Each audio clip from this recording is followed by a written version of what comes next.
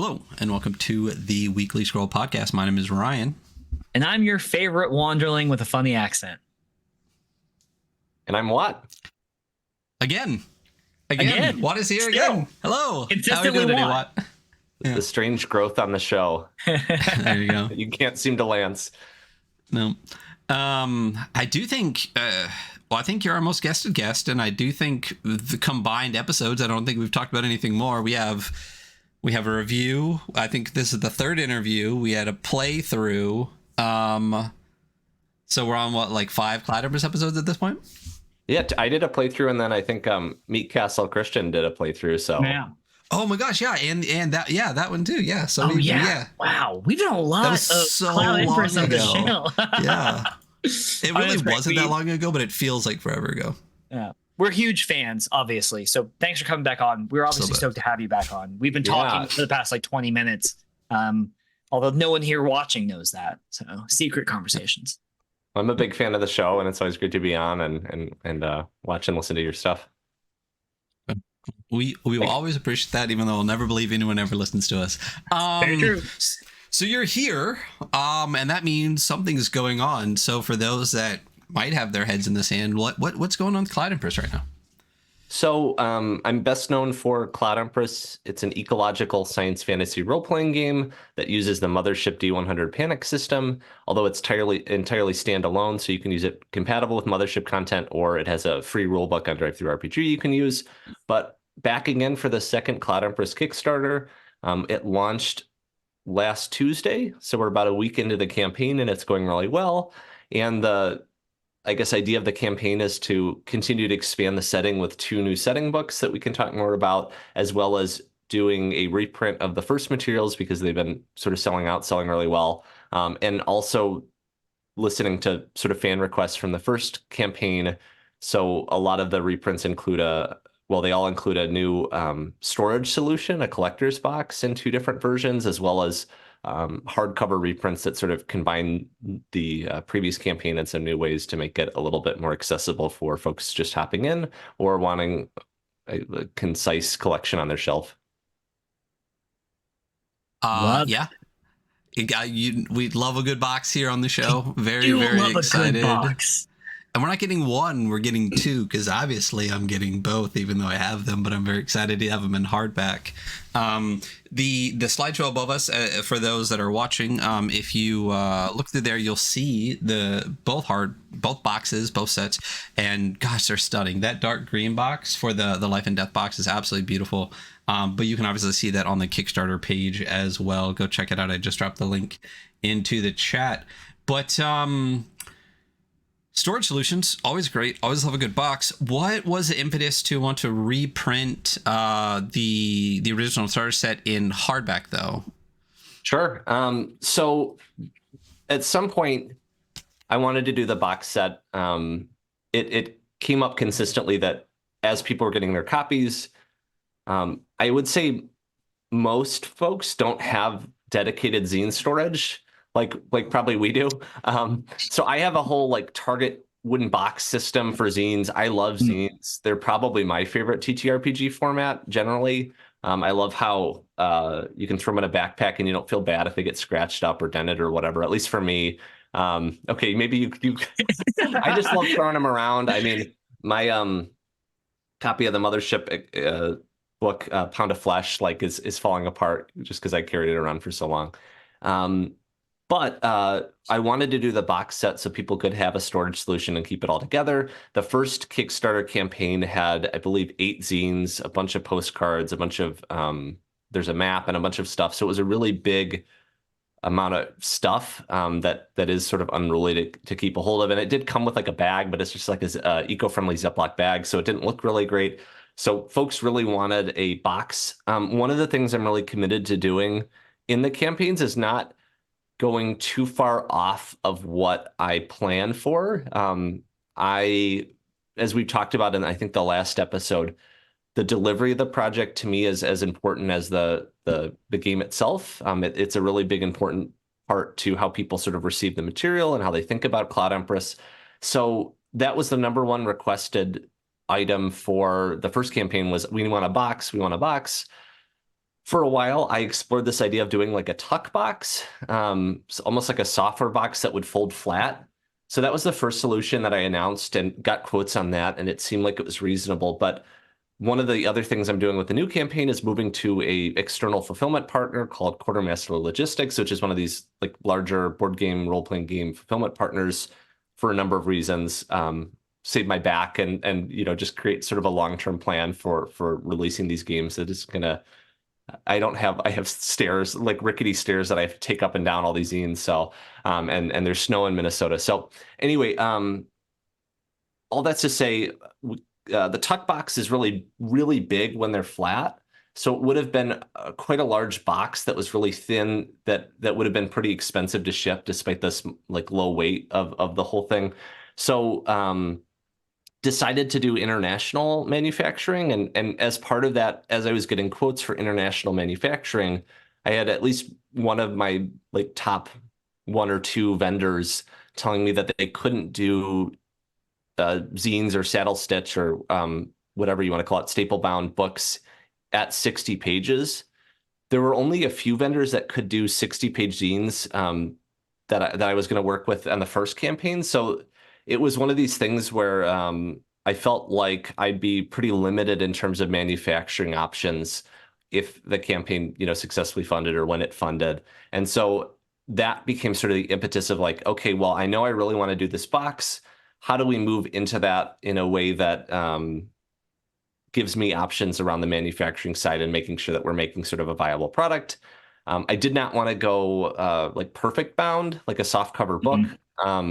I don't really like that format very much for role-playing games. I mean, it's okay, but they're pretty hard to fold open and hold open, those kinds of things. So the idea to do hardcover kind of came about pretty late in the sort of imagining of the project. And I had always planned a hardcover, I would say. But my original plan was to do sort of like a revised or second edition, maybe 5 to 7 years out, and then go in with a hardcover at that point. But the more I thought about it, the more it seemed to make sense for this release. But also wanted to acknowledge that the first books had just come out. People are still buying the first books. And so there were a couple things that I wanted to do to support folks and make them feel like they weren't obligated to get the hardcovers. And so the 2 pieces around that were creating the boxes so that they could fit all the previous content. So there's one pledge called the Life and Death box, which is that green skull box that you all might see that comes with 2 hardcover books, but you could fit all of your previous stuff in that box with the 2 new hardcovers. And so that's, hey, I don't want to repurchase any content I've already bought. There's a pledge level just for that. And the skull box is sort of the like crowdfunding promo box. That's the sort of one that's not going to be released in the future, at least through retail or any other venues outside of crowdfunding. And then the other thing I did was offering the sort of best discount I could on it. If anybody's repurchasing content, either the starter box, which contains a lot of the materials from the first campaign, or you're doing one of the like sort of all-in pledges, you're getting a $5 or $8 discount that's applied sort of at some of the like shipping stages of things. So that was I don't like when you feel like something's become invalidated because something new came out, or I don't want people to feel like this is sort of a money grab or anything like that. It's sort of logistical limitations in manufacturing and feels like sort of the best business decision in terms of like manufacturing options. I did not realize, like, small detail of all of that, but I had not realized that if I get the Life and Death box, when I get the Life and Death box, all of my other Cloud Empress stuff fits into that. Yeah, that's been hard to explain. And I think if I had a little more money or time, I could have made some nice like 3D mock-up of everything like coming together. But I do all the graphic design and the mock-ups and stuff. So I'm still building the 3D skill. But yeah, the idea is that both boxes are about 5 to 6 centimeters. I'm not sure exactly where they're going to land. So they're going to be about half full when you get them with the content in the game, unless you do the all books bundle. I think those will have like, the idea is either it's 4 hardcovers that fit in there or 2 hardcovers, and then your previous scenes should be about the same size. That's awesome. I'm super stoked for that. I couldn't be more stoked for that. I'm incredibly excited. Obviously, I'm re-getting everything because I'm terrible with money. Because Ryan. But I think one of the things that I think even because that's my name there on the Kickstarter page. I think even one of the things I said there specifically was like, as someone who is I back a ton of stuff, and as a backer, as someone who looks at games from like multiple angles and stuff, the thought that you put into what you make, why you make it, and who you're making it for is like one of my favorite things about you and about the project. So to specifically want to put it out there so that people don't have to buy both and are still able to use it for its purpose, and making sure that that happens, it gets done, and it looks gorgeous is so you, I guess. Like it's a very it's consistent and consistently great to be in the next project, and all of the things that we loved most about the first one, especially in behind the scenes, is just consistently still coming through. So it's really wonderful to see. Yeah, it's kind of an interesting place and something I hadn't necessarily thought about, but I have this real commitment to making things better and continually improving and doing things pretty iteratively. So maybe now's a good time, Ryan, to show I have like a weekly scroll announcement. Not really, but so one of the things that will be happening too, I'm trying to keep changes minimal to the original material, but there's some artwork updates that I wanted to share. And so I don't know, Hunter, if you can see that. So I do listen to your show, and one of the things, the feedback that I got that I agreed with was there was a lot in there, but was around the resting piece of artwork that seemed to not fit.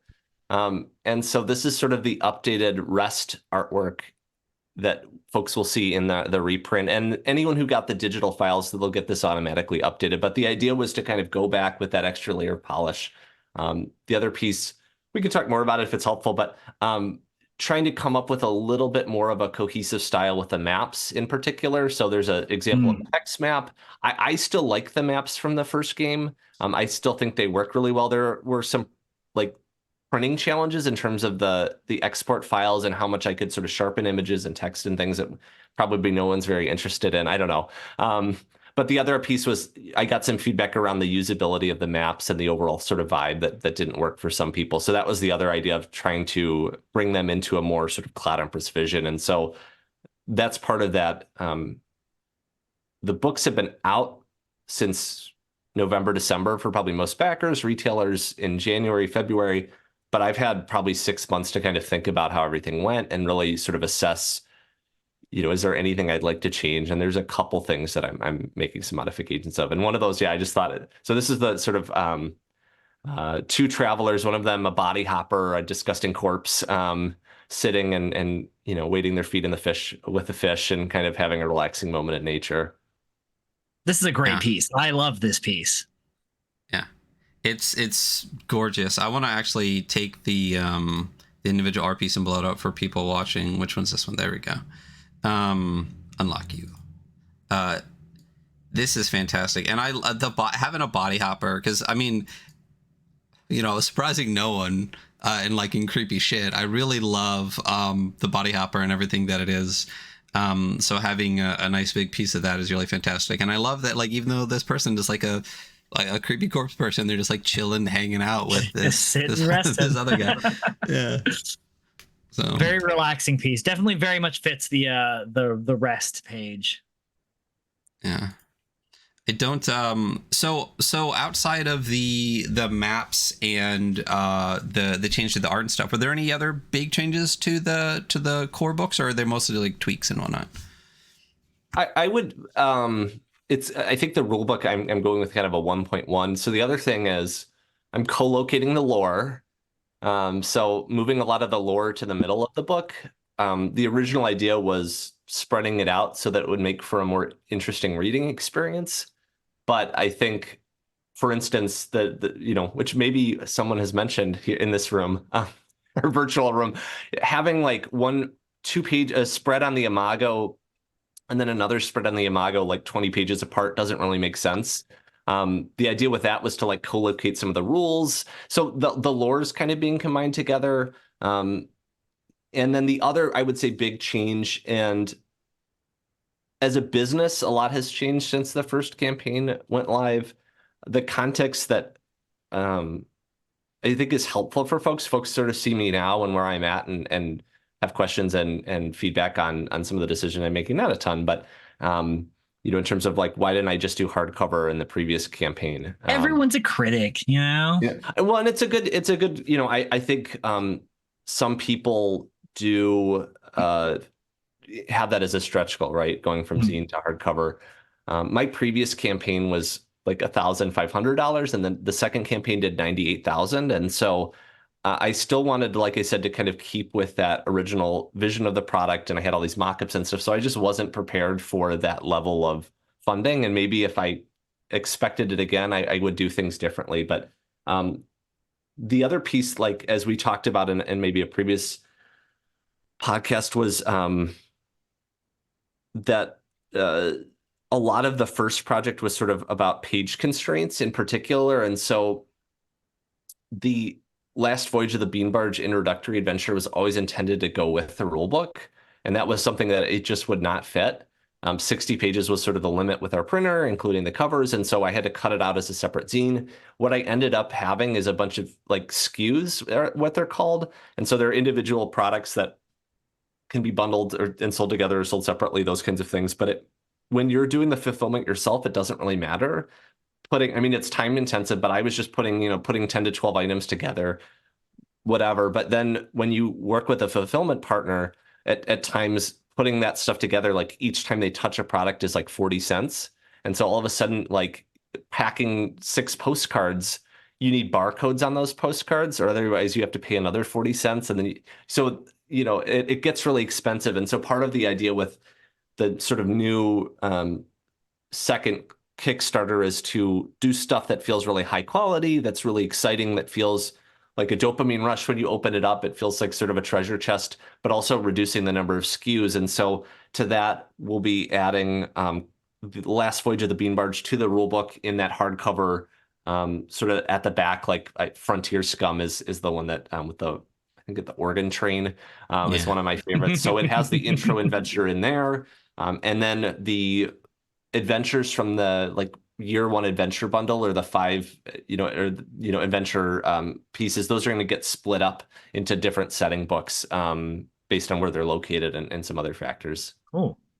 I maintain that like that was a good decision for the first project. Like I appreciate, first off, I also love having a lot of little zines that I just put in my backpack and I take to my like game table, like I always appreciate that. But I think the accessibility to be like, I want to try Cloud Empress. The rules are online. I can buy one of these adventure zines and I can have it. And then when I want more, I can buy more. And then maybe I'll run the hex crawl when I know that my party wants to play all of it, or I can afford to buy everything. Like, I think it was a great idea. I think this, where you are now, is a great evolution of that. I think you're heading in like a great direction. And it doesn't feel like, it feels incredibly like a genuine, like iterative process. But I still love the original, like just bundle of zines. Yeah. And there's a usability factor to pulling an adventure out and just having it be a single adventure, right? And not having to flip through a big book and just sort of having it there. So I still, it's just interesting. There's the art we receive is always funneled through this layer of commerce. And so, when you put it like that's really horrifying, but yeah. And if it's not, the production quality usually reflects that, right? So it's still a commercial decision unless that person has just like a bunch of talents. But even then, they've probably trained in some kind of commercial setting or, whatever. So unless there's some folk artist that's, painting on barns, but even that becomes part of the commercial story. So it's finding a place in that and accepting what you're making as a product and what you're making relates to the business decisions of your time period. It's sort of interesting to be in it, but then also trying to put that through the lens of what's best for your audience and what's best for you and what all these kinds of things. It's a lot to weigh in the like goal of making a product line, for example. or just any product, any kind of art. Yeah, so about the book and the zines and stuff, I definitely wore about whether I like a big old hardback book or a bunch of little pieces, because like as a collector, I love one giant beautiful hardback book. As a GM, all the little zines and stuff like that, to me is such the better decision for usability. The fact that I could have like the rule book flat in front of me and have the adventure flat in front of me right here, and not have to like try to parse and flip and do all this stuff with this giant book. So I'm glad that I'm gonna have both now. That's wonderful for me. And the hardcovers are all going to be around 70 pages, so that's pretty small for a hardcover. So I still like the having a lot of stuff. I mean, that feels to me sort of central to the stuff I like. And I also, one of my joys is reading most books. Like I love reading a book in like 2 to 3 sittings. Like that's sort of my ideal. I don't know if that's from my ADHD or what, but I just love reading through books pretty quickly. And I'd much rather have like 3 smaller books than one giant book. I don't know, maybe I have a lot of guilt or shame, or I don't know what, but I get like halfway through and I'm like, gosh, I have a lot more to go. I think you're in a safe space with that one here, friend. I think so. The 2 people you're talking to are also like, oh yeah, there's too many words, too many times in a row. And I'm like, oh God. Yeah, no, it's really hard. It's hard to, and that's the thing that we run into a lot here on the show. And me and Hunter always have this constant debate, and I think we switch sides a lot, and then realize that we switched and went back on usability of books, layout of books, like reading it as an experience versus reading it as a guide, and like where the line is on that. And my thought, like, I just want a rationale a lot of times that I feel is missing. And I also think that there's this, I can't remember what it's called, but I think there might have been like a mini discourse on it recently about like being so in your thing that you forget that other people don't know all the stuff that you know. And that is something that we see a lot. So it's just an interesting, like, there's no answer. It's just like how it feels right and stuff like that. It's nice to know, again, though, that like that's a thought process that you have at the books, and like the reason that it was one way the first time, the reason it's changing a little bit this time, and like you said, having it be an iterative process as opposed to being like, nope, I did it the right way. You know, you guys can just deal with it. No, it's like I'm listening, I'm hearing, you know, I'm getting the feedback, and I'm trying to do what's best for everybody. So again, like it's, you know, it's one of the things we love about you. So like I said, the rationale is really important, and it's nice to hear that every time you come on. So moving on to like life and death. So tell us, what is this new adventure for Cloud Empress / setting? Yeah, it's the sort of centerpiece to the campaign, at least in my mind, it is around these 2 new setting books. Each one is going to be about the size of Land of Cicadas, give or take. So slightly larger because Land of Cicadas is going to grow slightly. So each one's going to be around like 72 pages, somewhere in there. And what I tried to do with Land of Cicadas, the first setting book, was really include a little bit of everything. So it tries to be sort of the quintessential setting book because it's going to be paired with the rulebook in the starter box. It sort of highlights the humor and the weirdness and also some of the horror elements that are sort of on the edge of the game. The Rust Bucket in particular, folks have read it. There's this sort of dilapidated city that's full of some like really grotesque, horrifying stuff sort of on the corners there. That's not sort of central to Cloud Empress's identity, but it's sort of a big part of it as well. So with Life and Death, it's in the extremes, and they're paired together. They sort of also highlight this contrast that I try to do with the games and the world. So Land of the Living, which I'm co-authoring with an author named M. Matson, focuses on this vibrant, overgrown, overflowing with fungal and spores garden area, as well as this lake that's torn by slipstreams. So time and space, and it's just like really vibrant and growing and chaotic, and there's a lot of people there. We tried to focus in on what sort of more specifically indigenous cultures of the Midwest in the far future might be like, and what kind of communities they would form.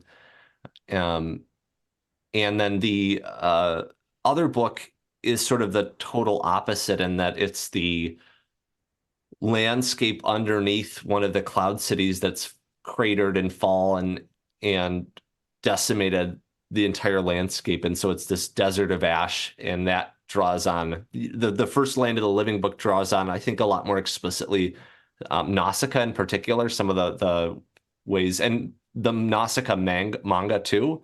There's like a tribe of folks that live in the fungal forest, in the poison forest that we don't see necessarily in the movie. With Land of the Dead, it's like Bloodborne, really dark stuff, some Fallout kind of stuff. So it is a recent apocalyptic event that has happened in the world.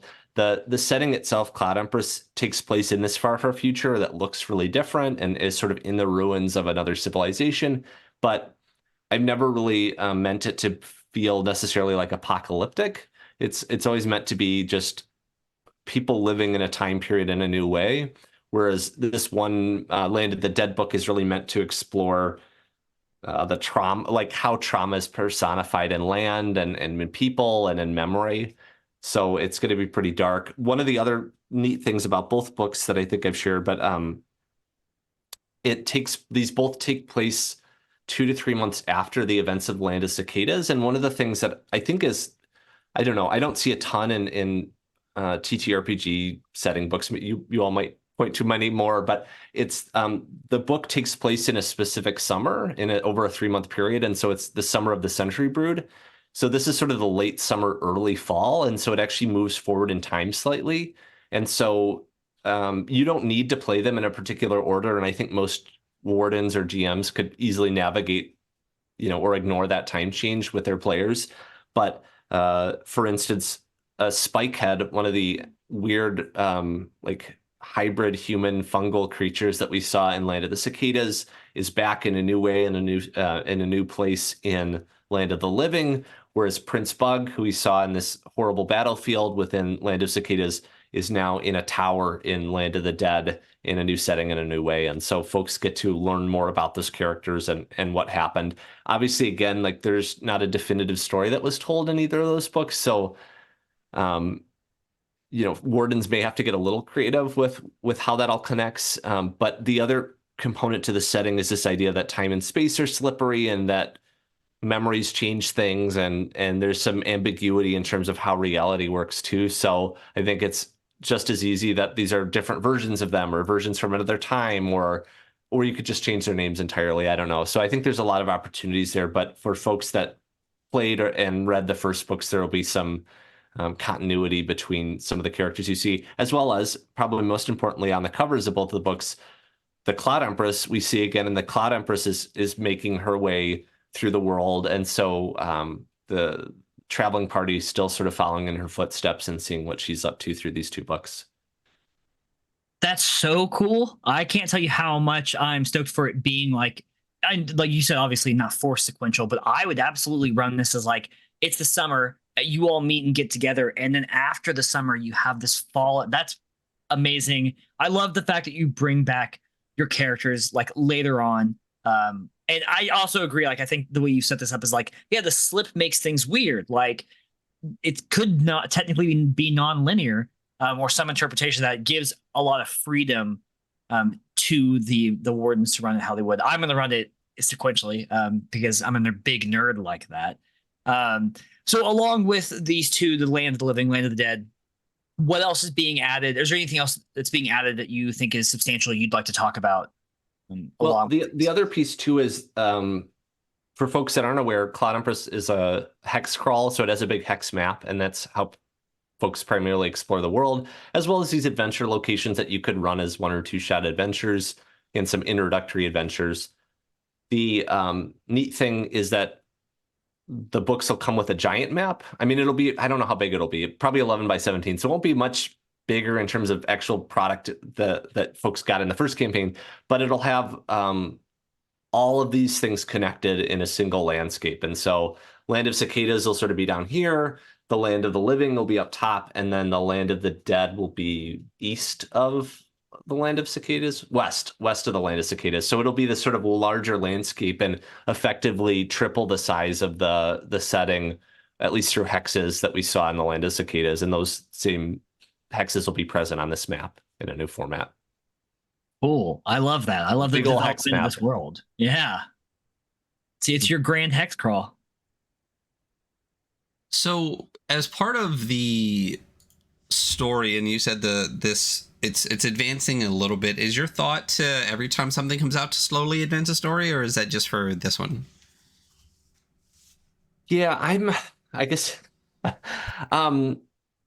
there are a lot more books planned. I think it's meant to be a 3-part sort of trilogy, at least as I've imagined it at this point. And so the first part of the trilogy is sort of ended with these 2 books, with this 4-book box. The next part of the trilogy is going to take place in the clouds above where we're at. And so I think the idea is, yes, it'll take place with a more significant time jump forward. I think, I'm so excited about that stuff, and I try not to, get, I want people to be excited about the current stuff. But I think the general concept with that is the marriage and selection of a new Cloud Empress would be sort of one of the big key events that's happening in sort of the second part of the trilogy. That would make sense, because we all know that Cloud abandoned their forced duties. Listen, in fact, we actually went on an adventure with Cloud on this channel. Listen, the farmerlings stole Cloud, and that is clearly why we had to send the expedition down there so we could take what's rightfully ours. Yeah. Speaking of the 29th expedition, that's still happening, right? Is death a lot of like the fallout from that, like in this book, or is there going to be a point where that's ever a part of the Cloud Empress storyline you want to focus on, or is it mostly going to be kind of like the traumas of war, not actually looking at it directly?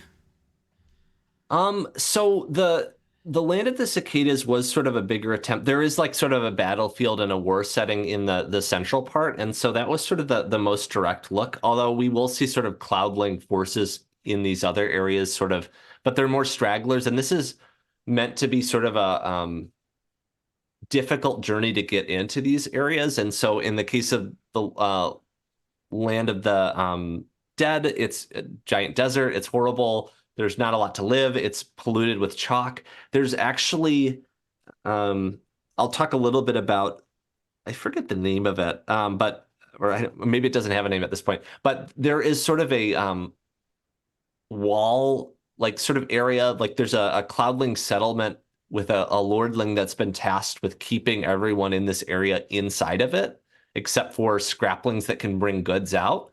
So they're still not allowed to leave necessarily, but it's sort of this giant crater and there's a fort on it. And so we see a lordling that's sort of been long-term tasked with sort of keeping the secrets and the wreckage of this area within these confines.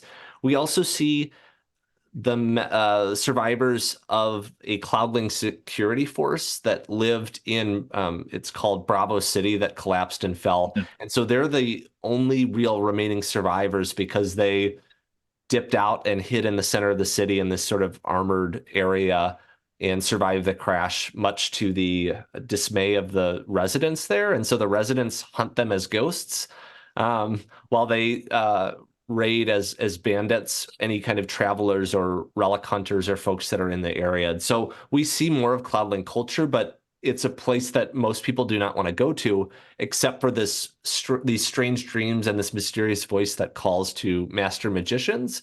And so magicians across the lowland wastes and even in the clouds are being called to this underground area of the city for unknown reasons. And so that's sort of a catalyst. And again, some lordlings and folks of import from Cloudling society will be headed that way, but the Cloudling 29th expedition has no value in this area. With the land of the living, it is pretty far past the thickwood, which is incredibly dangerous, and so most Cloudlings just aren't skillful enough to make it that far north because of how dangerous it is. So we still get to see touches of Cloudling society, but it is difficult for Cloudlings to make it this far, at least the 29th expedition, which has this sort of pomp and egotism that sort of prevents them from being particularly effective. I think that's, I would say too, the 29th expedition is not successful, as you kind of see in Land of Cicadas. So by the fall, they're starting to really reconsider what's going on and starting to probably retreat into the clouds that we'll see again in kind of future setting books. It's so funny because at no point in time did I ever assume, knowing what I know about the setting, that it would be successful. Well, it's too, I mean, you have to have some, it's sort of this like George Bush mission accomplished thing. It's like, well, what would success look like, right? I mean, conquering and keeping a land that doesn't want you, that you don't have authority over. That's not all meant to be an Iraq analogy. I'd have to think about that through that lens. But at least for the Cloudlings, as I think about them, part of it is their goals are elusive and foolish, and their dreams are a big part of the setting. And so it's this sort of magical dream thinking to conquer this land and these aspirations from societies long past that don't really matter or aren't effective in the society that they live in. Yeah, I don't know how I read it, is I never really thought that they like planned to win it. I always, it's the 29th one for a reason. Strategy? It's not that there's no exit strategy. I always read it as more of like an incursion to like spend money, maybe get rid of some political rivals, go for like a foray, and then just like go back, and then eventually like when enough drama has risen, we can go again. It's the 29th one. Like they're not. Yeah. Like that's how I always felt. It was more like we're gonna go down there, we're gonna fuck around for a little bit, then we're gonna come home. I never thought it as like go down there and like we are going to rule everything, you know, again or whatever. That's how I always kind of viewed it more than anything. I don't know. I always saw it as more of like a rich people like on the side, you know, watching the Civil War kind of thing versus like, you know, actually thinking that they were going to go down there and conquer everything. But, you know, I mean, that was just my impression of. Well, and I think it's like any war, it's players all have their own agendas. And so we see many individual lordlings and cloudlings going down there just to obtain a crest and a title so that they can personally advance. We see Papan the Crestless, who has these either a greater mission or greater message from the emperor themselves or himself to figure out a way to go to space. And so this is some sort of plan to bring humanity back to space. And then we have one particular lordling, I think it's Rationale the Sleepy, who is a body hopper and just sort of seems to forget the past. And so I think for him, it's more of a glorious charge and the fulfillment of previous dreams that he can't remember anymore, or specifically doesn't write down his failures in this book of his history. So he's never sort of capturing any of his failures in his memory, because when body hoppers hop from one corpse to another, they lose quite a bit of their memory. And in much to his, I think, nephew's chagrin, I'm forgetting some of the details, but much to his nephew's chagrin, who's his sort of boy ward, he's never tasked with writing down any of his failures or bad ideas. And so leading this just horrible charge into... Are you sure this isn't like an American satire? Because this sounds a lot like American written history. So hey, listen, like they said, mission accomplished. So we did it. We won. Let's go home now to do it again later. So another part of this project is the stretch goals. We're coming up on another one we'll talk about in a second, but two of the things that I thought were really interesting are the Empress's Almanac, the CLOUD EMPRESS Almanac, and the solo rules, the arrivals and routines. So what exactly is the Empress's Almanac, and then tell me about the solo pamphlet. So the 2024 CLOUD EMPRESS Almanac is probably something I'm most proud of. I've been doing an expansion a month for the last like 9 to 10 months, I want to say. I'm not exactly sure how long. And those have slowly gotten nicer and nicer, at least in my opinion, in that most of them have unique artwork. All of them have artwork, at least at this point, and they come out as a spread that folks can get as a PDF download from my Google Drive. But the idea with this was to start to create content on a monthly basis for a couple of reasons. One, I think it reminds people the game exists. It gives them new things. My audience also like, or you, I mean, if you subscribe, you get to vote on what I write in many cases. And so, or at least the order in which I write it at other times. So it's this other way to be in conversation with community. And I've already seen some folks suggesting stuff that I'm like, oh, like somebody asked about festivals. So I think that's like going to be a great newsletter expansion, just a spread of festivals with some cool festival art. So the idea is to keep Cloud Empress vibrant throughout the time that it exists, not only in these Kickstarter projects, but also sort of design stuff that's stretch goals that are exciting to get, but not a ton of work to make, at least in the development. So we have them mostly done now. They still need to be professionally edited and packaged, but I think that stretch goals are extremely dangerous. Success is more dangerous to Kickstarter and crowdfunding creators, I think, than failure is. And so how do I make stretch goals that are achievable and doable? The other piece that I think a lot about is how do I build a business that supports me in a way that keeps me healthy and sane and all these kinds of things, but also how do I build something that is accessible to folks of a variety of level of incomes? And so I think the other piece with this is doing stretch goals that feel really nice and beautiful in your hands that are print, but having really accessible digital content. And so something like this, Funeral for the Anti-Saint, which is a new adventure, is free. I try to give a lot of stuff out for free online, and that's part of this. This could all be a Patreon, and it could be like, oh, you got to pay a certain. And I'm not knocking Patreon or people that do that, but that's my business model is giving away a lot for free in hopes that it will be appreciated, and then that appreciation will turn into financial support around a few key product releases, a year, like 1 or 2. So that's the Almanac. And folks can look at the newsletter for most of the stuff that's going to be in there. There's going to be like a little intro and maybe some extra little goodies. The other one, though, is Cloud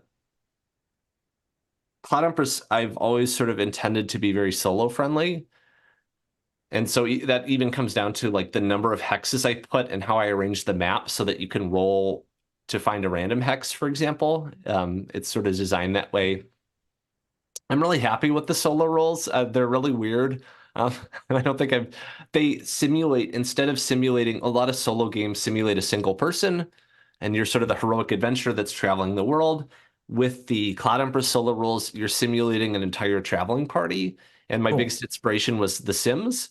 And so you're sort of generating these personas for each of your traveling party members, including like how they react to disagreement. And that can set off violent encounters sort of on their own if they have the wrong responses, but also when and why they would leave the traveling party. And so you have this sort of rolling cast of characters that moves through the world to achieve different goals. And so Rivals and Routines, I wanted to continue to support the solo play with some like sort of new features, again, that weren't going to be, I'd like to do a larger like compilation of solo with expanded content and artwork and those kinds of things at some point, but sort of building it out piece by piece based on what people are using and needing. But its two functions are, one, there's not really a way to automate when the party rests and when they explore and when they move through the world. Right now, I think that's mostly like a player decision. And I don't know how much solo playing you do. When I play solo games, I immediately go for like tropes. like I immediately start telling this heroic story or this really trope-laden story. And so I really like solo play that's systematized and random because it makes stories that are unexpected. And I find that really enjoyable versus when I start to write my own solo stories or whatever, experience them. Oftentimes I just fall in like trope after trope after trope, and it feels like a very familiar story. And I just don't like that. And probably other people are more creative and subversive in their own minds. But I think when you're playing a game with yourself, having a lot of unexpected outcomes and things that for me, what I enjoy about solo is figuring out the puzzle of like why someone did this in character. Like, okay, I know they're gonna be really angry. Why did they get really angry? I know they're gonna rest and it's gonna be a little unexpected. Like, why did they choose to do that? And then that's sort of, for me, at least with Cloud Empress, where the role playing happens. And so that's one part. The other piece is that's the routines.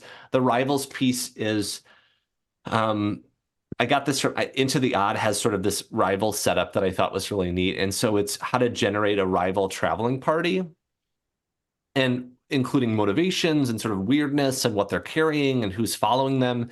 And so it's this idea of having another version of you. There's a lot of travelers out in the world because the society in the lowland wastes is migratory, especially in the summer. And so who else is traveling and why are they in conflict with you? And sometimes that conflict could be like, you're both looking for the same thing, or they're an ex-lover that's kind of mad at you. And like, they're, they're just like, I don't know. I don't want to make it too dark or anything, but they're like, you don't like them anymore. And so you're bumping into them in all these social engagements. So it doesn't necessarily mean, again, with the whole vibe of Cloud Empress, that it's this person waiting in the bushes trying to shoot you. I think that might be the case once in a while, but I think the traveling rival parties are going to be for a variety of motivations and reasons, and also designing at least that piece to be something that would be potentially interesting and useful to folks playing in a multiplayer setting as well. And that'll be a trifold pamphlet.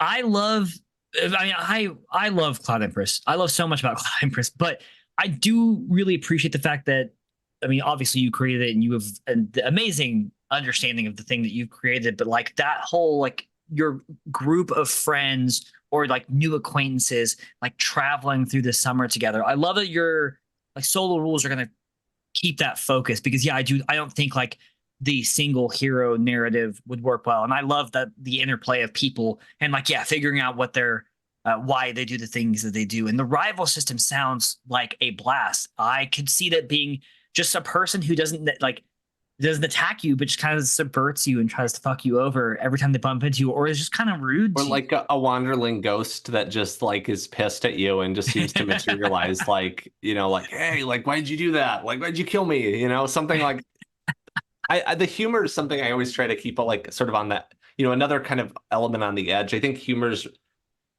it's really dangerous to center humor at the center of things for me. Yeah.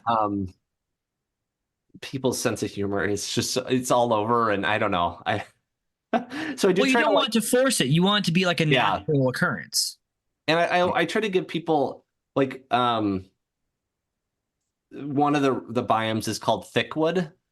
So it's just sort of on the cusp there. Like if people want to mess with that, they can. Like if or Fort Sneck, like that's a little bit more on it. But it's like, do you want to touch it or not? I don't know. Is that something your group's interested in? I try not to can jokes for people, but no, Thickwood would be the whole episode of stuff over on Dragonbane. So absolutely. I think in our Dragonbane campaign, there's a I don't even know what it's called. It's called like the Magnus Woods or something, and there's not been a single time I haven't called it like Magnum Wood. So Thickwood would definitely get the triple C treatment on that one. That's a lot of stuff you're packing into a trifold pamphlet, though. Like it sounds like I thought like you could fill a whole book with everything you were just talking about. So for just a trifold, that's gonna be pretty dense as well, right? Yeah, I guess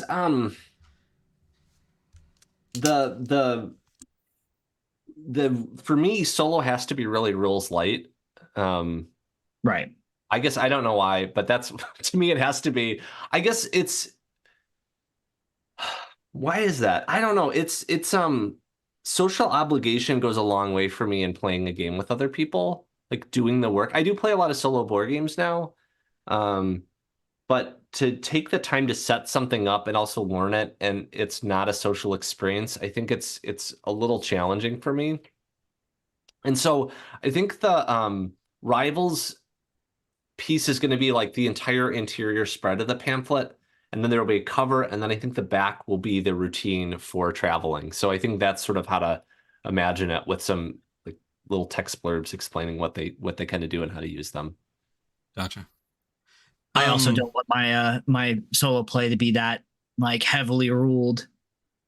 I completely agree. Yeah, like you said, if there's other people I'm doing stuff with, the amount of time it takes to get set up and prepped and ready to go feels good. But if it's just me, man, like I don't want it to be that. I don't want an hour of setup to play with myself. You know. One of the things you said about Cloud Empress, specifically about something we said just a bit ago, the Almanac and everything, is really interesting. I know that Karen Tui is funding right now, and its campaign blew up as well. And that book has been free digitally forever, which is super appreciative. Like, it's great for people to play it. And even if you look at like WotC's business model with 5e, they make all these adventures and all this bullshit or whatever, but their number one seller every year perpetually is always a core rule book, and everything they do is designed to just sell more core rule books. So I think it's I think it's really intelligent. I wish more people would stop paywalling like their core stuff, because giving the access to the game, every time you write a new adventure, someone's gonna be like, oh, that looks neat. Oh, I need the rules to play, so I'll go get the rules. But like Mouse Rider, for example, is another one where like all of their core stuff is free, but let me tell you what, those box sets fly off the shelves. So it's just really intelligent, for at least from my perspective, with the number of games and stuff that we've reviewed and read, and the accessibility aspect of it.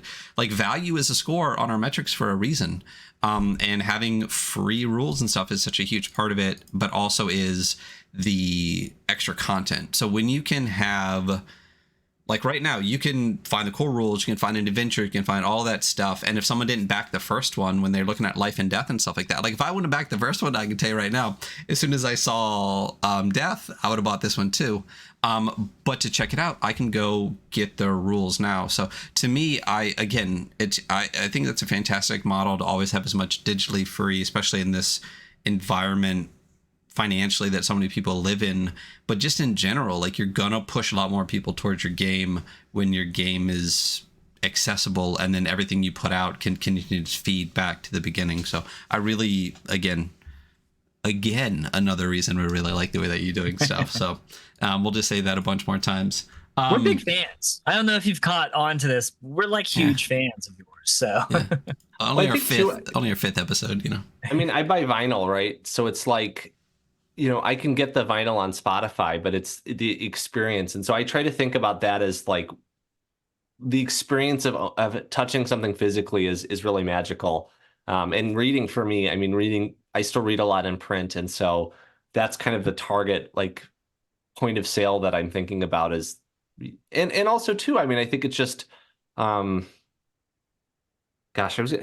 don't know how giving value sounds, like creating value for people. Creating value for the shareholders, you know? But I would say, like, being generous is probably the more human way to say that, of like, I think generosity goes both ways. And so I think if someone is, I'll give an example. I think Cool Mini or not, I don't know. I play a lot of board games.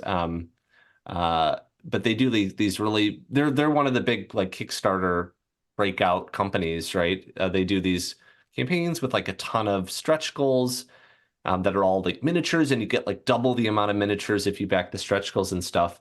But there's a lot of like FOMO that's used to, like, you only have this one chance to get it, and then it's going to be like $200 more. And obviously some of that's dictated by their manufacturing costs and the tooling charges and all these kinds of things. But I think a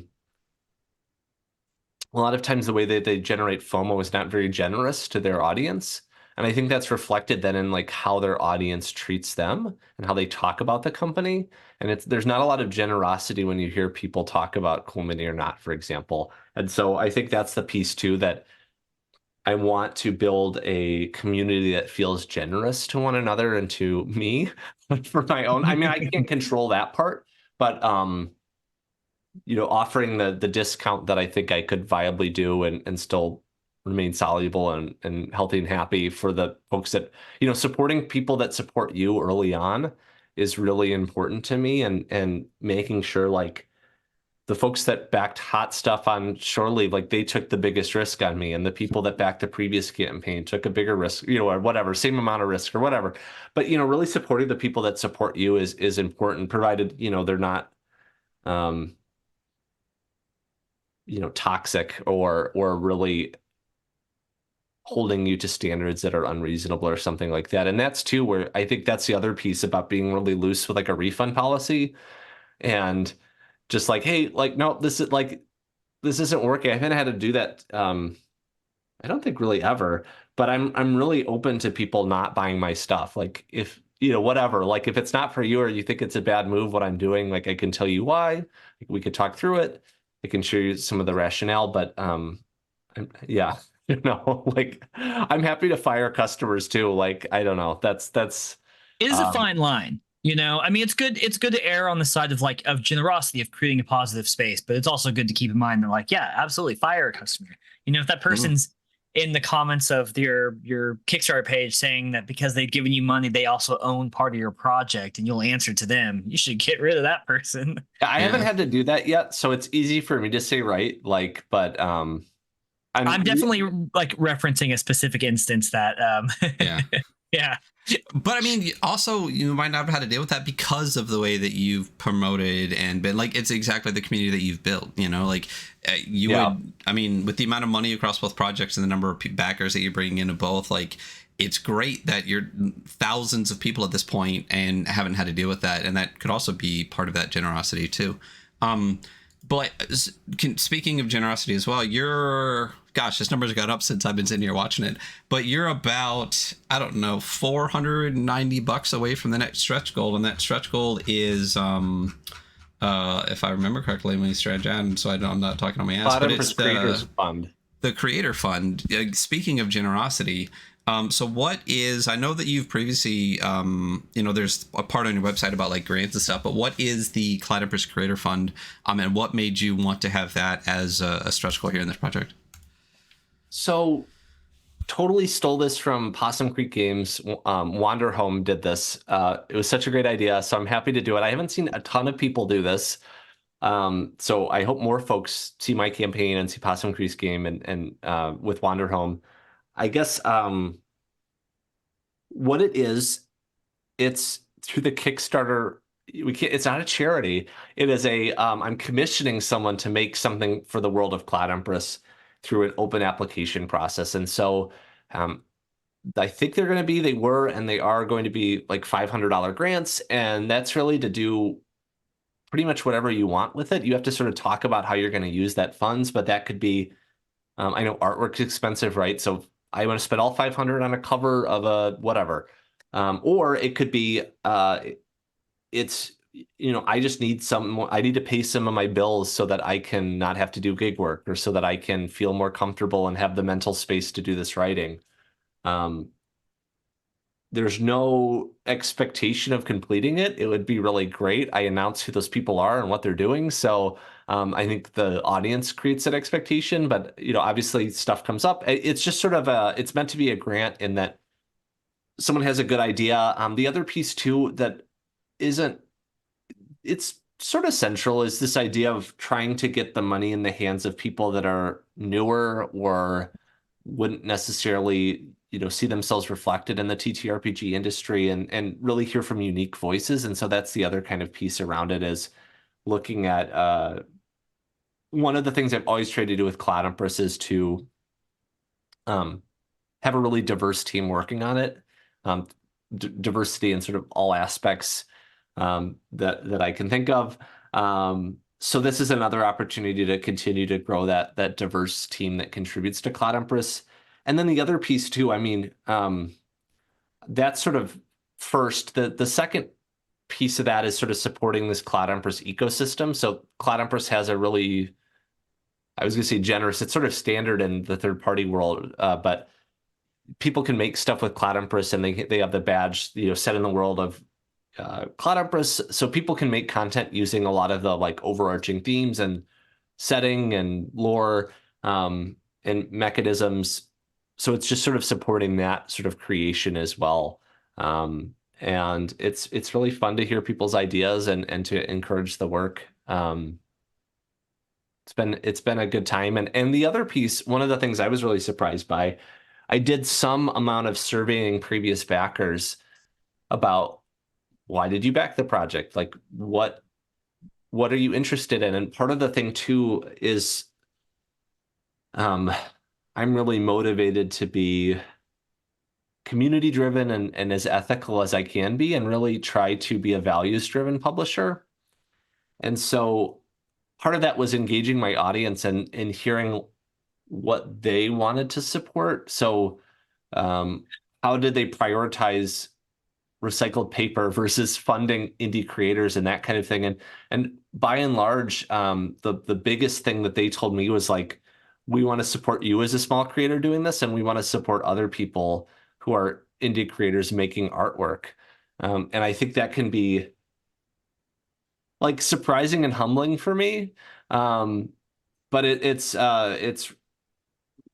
really awesome to be part of a community by and large, like the TTRPG world that supports so many indie creators and supports them in taking these risks, but also wants to like further that chain of support through folks, even smaller than myself making new stuff for Cloud Empress.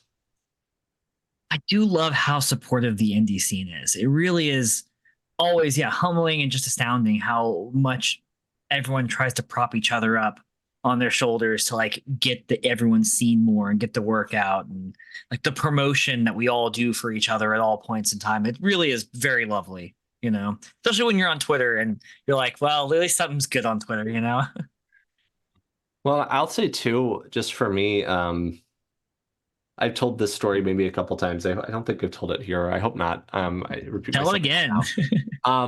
Was making the first Cloud Empress book. I was selling a lot of my stuff to buy the artwork, and so I sold a Rickenbacker bass guitar that I had for a long time to get, I think it was like $900 to buy more art, and I was running out of money.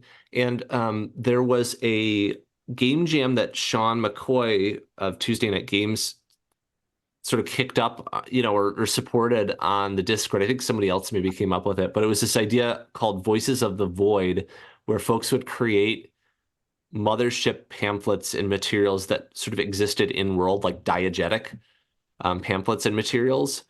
And his sort of commitment was like, we'll buy 50 copies of what everyone makes, like whatever they are, just we'll buy them and we'll put them on the store, and it'll be this fun thing.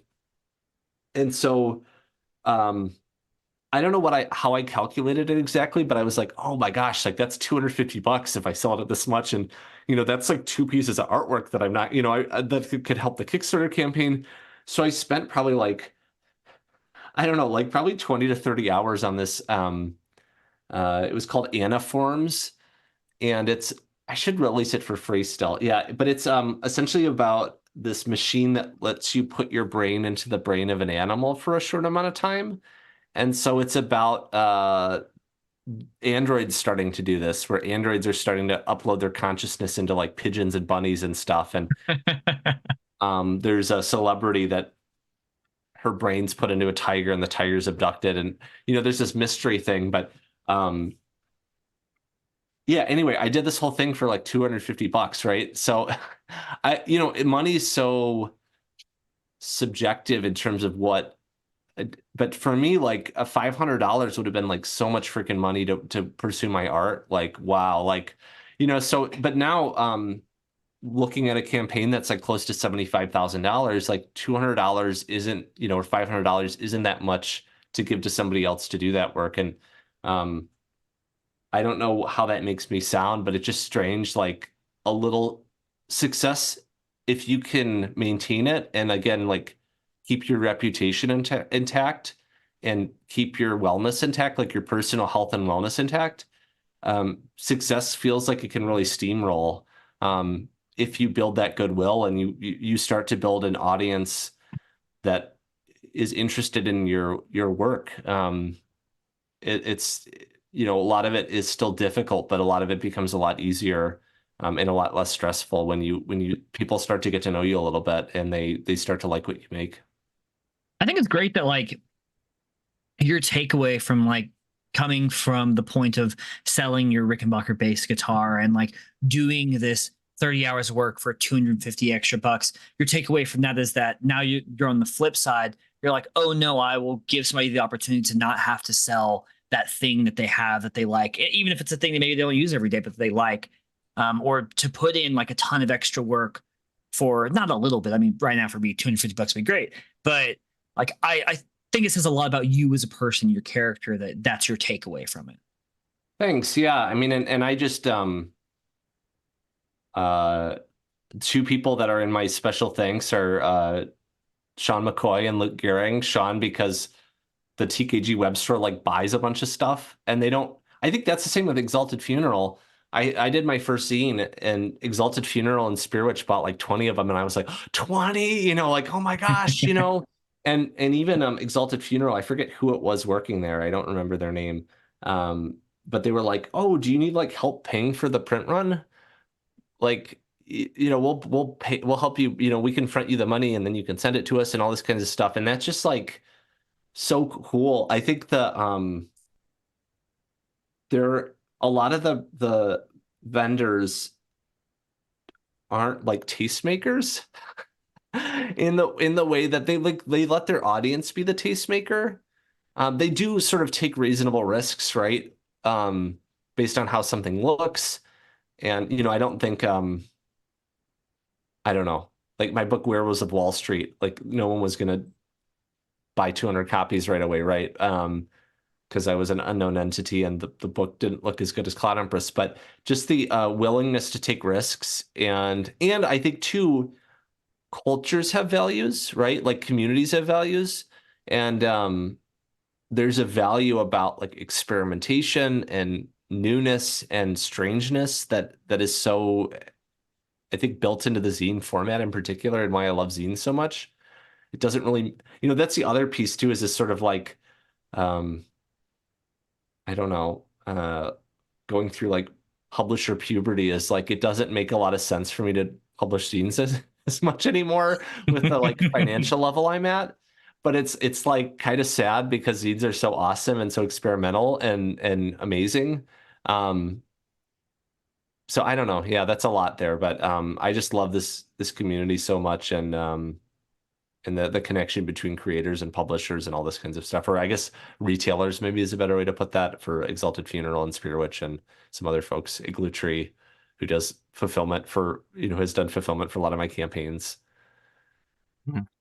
Yeah, there's a lot of great people, great stuff in the space. I mean, Space Penguin's another one that's doing a lot of really good stuff in the community as well. So, shout out Jared. I think it's also really nice that you got in with Mothership, which because of Sean McCoy and stuff like that, they built up a really fantastic supportive community. So it's that was a good one, I think, to get the foot in the door for and to kind of have a base in. So I'm sure that could only have helped. And Ian Newsom, I'll shout out more people. But Ian Newsom of Hull Breach fame. Yeah. I mean, I'll just be like, Ian, like, can you look at my pledge levels, right? Like, he helped me set my pledge levels for the first campaign.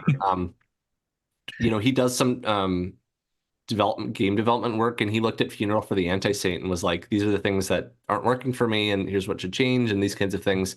Totally for free. I would have paid him, or I'd like, don't do any more. I always tell people like they'll say, I'll take a look at this. I'm like, please don't do anything that, you want to charge for, or just, whatever. I try not to ever use people's like time for free at this point in my, publishing career. But, just like the generosity and willingness to help others that, I don't know, it doesn't feel very competitive in the field. I mean, there's some friendly rivalries that I have that I look at other people's work. I heard Brian Eno on it was like Broken Record or something, and he has this attitude of like, I heard this and I was like, damn, that's good. Like, I wish I had thought of that. Like, that's kind of the most competitiveness I had. I was just like trying to step up my game around, seeing the people around me. But the big thing I talk to new creators about newer creators, I'm so new, what do I know, right? But is just doing something unique that has a that feels identifiable, and I think you can do that at all budget levels. It's not easy, but I think if you're creative and you can execute something that feels different, or is it's just putting two things together that other people haven't put together before. There's still space for that, I think. I hope. Yeah, absolutely. I mean, the stuff that pops up on Kickstarter is stuff that we look at. There's times where we're both just like, man, how has someone not done this before? And every time we crack open a new zine, it's really nice to see that the innovation is still going strong.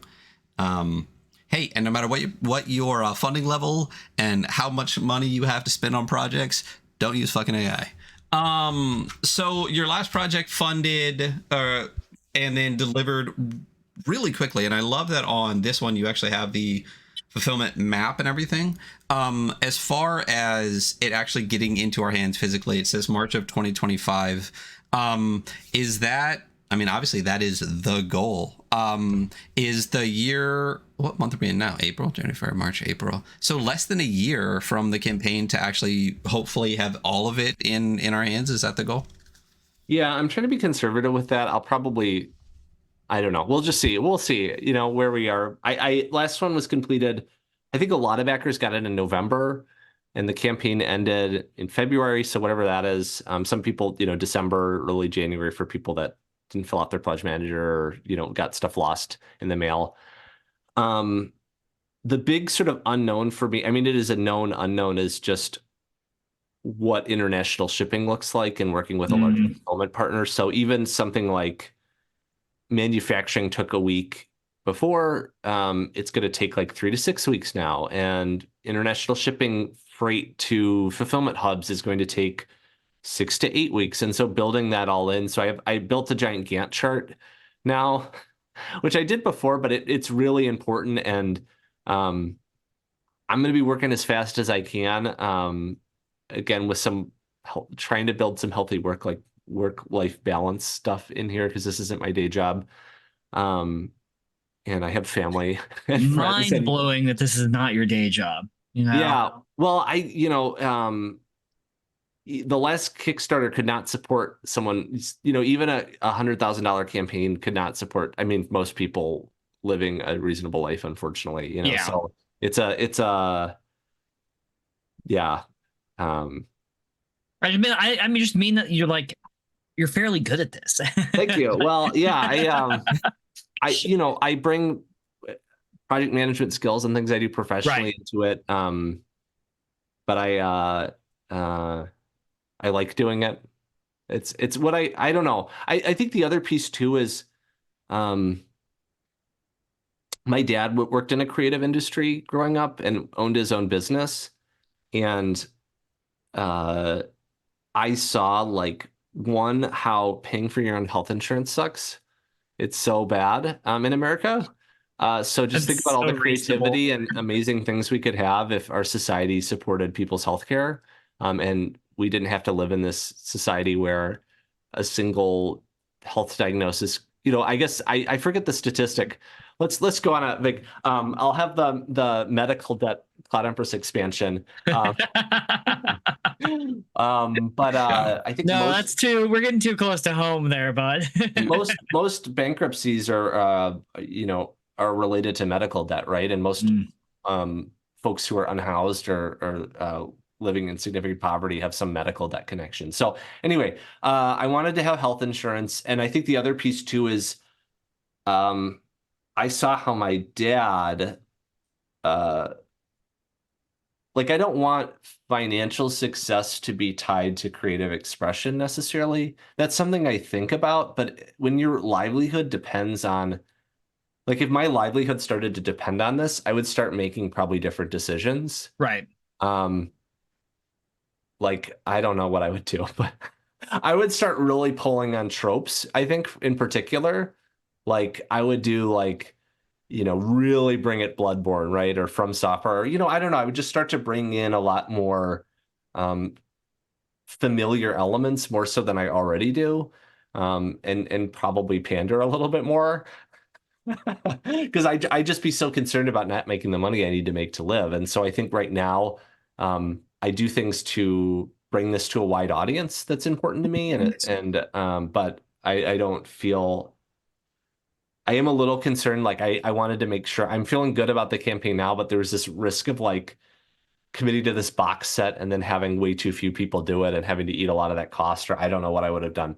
So, but yeah, I think having the freedom to step into and out of this work because my livelihood doesn't depend on it, it makes it a lot healthier for me. Yeah, I could see that. That's very reasonable. Yeah, I mean, you got to have a balance with everything that you do. And, so many people say, I mean, so few people, I think way less people than people think live full-time in TTRPGs and have this be their only job. Like, sure. Way less people than people think. Like, I genuinely think it's less than like 3-digit number, like in this current, especially this scene here. Yeah. But yeah, talking about the campaign, we have 17 days left to go. You're already at, I mean, the campaign's gone up like $300-400 since we started this interview. You're at because of the show. Yeah, it's us live. Come on, everyone, come on in. But getting close to 900 backers, getting close to 75K, with 17 days to go, definitely already scratched on the door for 6 figures. A lot happening, a lot going on, a lot coming in the works, but stuff is already out now. Like you said, we're getting redone hardbacks, but the game is still out there. It's still present. It's online to download. If people are interested in the project, which they absolutely should be, they should get all the stuff now for it. Where can they, like, what's your website? Where can people find the downloads that we've talked about for all the digital stuff online? Like, where can people find you so they can continue to follow, support, and check out Cloud Empress? Sure. So cloudempress.com is the easiest place to find it. That links you to the campaign page. Cloud Empress Life and Death. Google search should find you the Kickstarter. And then Cloud Empress in Drive-Thru RPG, you'll find you a lot of stuff. One thing that someone asked about that I guess I've decided is that once the campaign funds, the broader PDF send out for Land of Cicadas will happen towards the like once orders are locked and stuff like that. But if people email me, I'll have an announcement about it. But people can email me and I'll send you the Land of Cicadas. So don't buy that if you're going to back the campaign. Provided you back it at the right pledge level, right? So there are a couple pledges that include that book, but don't feel like you need to buy the PDF now. Just back it, and then there will be a message out, and I'll get that to you once the campaign's funded. Again, so you don't have to buy it twice or wait a year to get that PDF if you want to start playing now. And the other piece with the discount, I guess, just for folks to know, is it's not just people who have previously pledged, but also I'll have it at a certain point in the campaign. If you take a picture of your print copy, that counts too, any of the previous materials. So I guess if it's at your local store or something, you want to buy it, you will get like that credit towards the new materials. Again, the discounts for, it's really boring to talk about what the specifics of a discount are. So apologies everyone, but it's important. It's for if you're rebuying anything, right? So if you have the print rulebook and you're getting something with the rulebook in it, you get the discount. If you bought Land of Cicadas or some of the adventures and you're getting it again, then you get the discount. So yeah, but cloudempress.com is probably the easiest way to find that, and the Drive-Thru RPG for all the links. Awesome. Wonderful. Yeah, Watt, listen, it is always a pleasure to have you here. For those listening, this won't be the last time you're on. It probably won't be the last time you're on this year. We'll see what's going on with that. But really excited to continue to support such an awesome creator, and excited to see what's coming for Cloud Empress. We'll make sure that all the links that Watt just said are in the descriptions below, whether you're on podcast or VOD or whatever it is. And I'll try to remember to put the links to our previous episodes with the interviews, actual plays, second actual play, all the rest of that, so that you can check out Cloud Empress and you go back to the Kickstarter. 17 days left. If you're listening to this before April 25th, go back that. And And I think that's going to be it for us today. So, Walk, again, thank you so much for being here. Really appreciate it. Great to see you again. Yeah. And we'll see all of you later. Have a good one. Bye. Bye.